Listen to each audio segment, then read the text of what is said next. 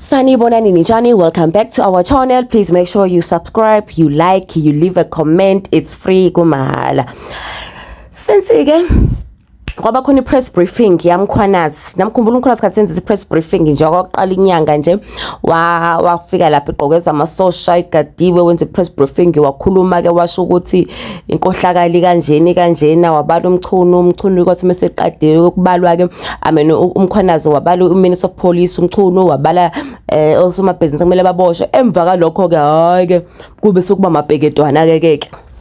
eSouth Africa abantu baboshwa left and right rocketing ngapha sathola ababulali boSTJ Sambodi sathola ababulali boSwarti hayibo kwadiliza ominister basuspend ominister baxoshwa abanye head of police kwale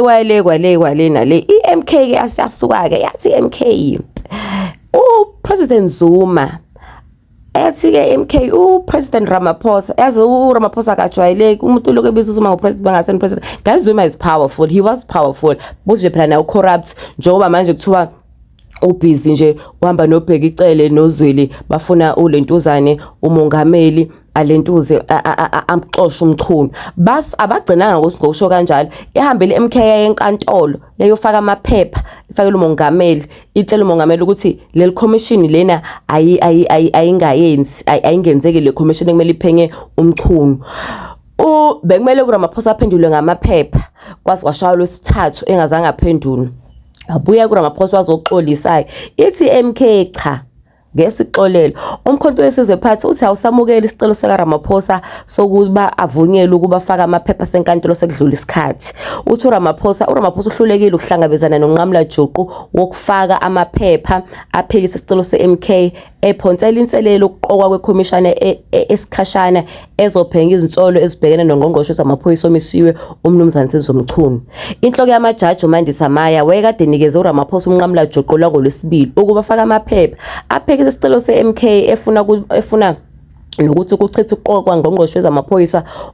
ozobamba osolwazi uFiroz Kachala lwaya abamele kubaRamaphosa ke babhalele izinhlaka ezithinteka ecaleni bexolisa iMK iphendule ngokuthi ayilamukela uxolo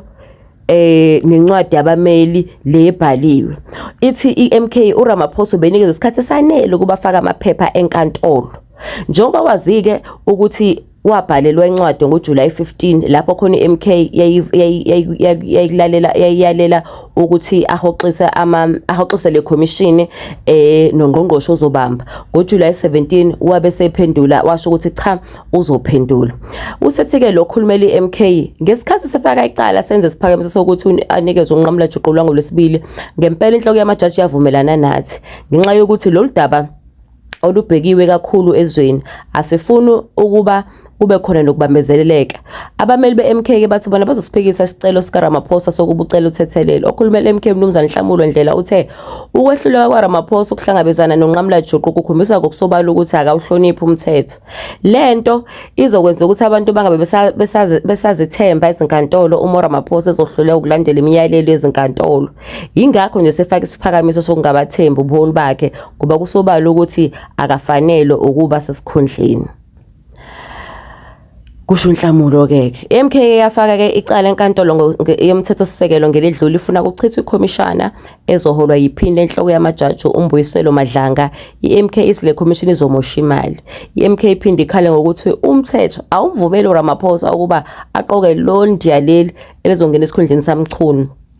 azobamba isikhundla sikangqongqoshe ngenxa yokuthi kuthiwa lo muntu lona akalona ilunga leParliament ke manje inkinga ke guys ukuthi iMK yebo vele iCommission izomosha imali vele iCommission umsangano kodwa manje iMK shothi iqiniso lento yokuthi uZuma akayifuni le commission ihlale ngempela ngoba izokhipha izigcina ikhipha ngisho imfihlo zabo imali bazidla kudala nabo benobheka icela so it's not just about the fact ukuthi they protecting South Africa nabo bayiprotecta bona sazi ukuthi noma iCommission izoqhubeka yini ngoba futhi kuthiwa abafuni ukuthi umchunu abo mongameli olandelayo bafuna ukubuyisela abani uzwela umkhizi so iMK ayikuthi yenzela iSouth Africa cha bazenzela bona nabo ngoba bona bafuna ukuziprotect. But-ke right now we're gonna wait for President Ramaphosa sizokuthi-ke uthini, ngabe i-commission iyahlala noma ayihlali, kodwa ngokomthetho le commission bathe kumele ihlale ngokushesha ukuze phela isheshe imthole uSenzo Mchunu ukuthi unecala noma akanalo icala. Kodwa uSenzo Mchunu usolokhu ethe yena ayihlali i-commission, uthi yena akanalo icala. Abantu abenza i-corruption ubheka icele njobe umuntu wamaphoyisa, ubheka icele ukuthi wayenza na ubukhwasha bakhe wanoZuma naye uyathinteka. Sengishilo.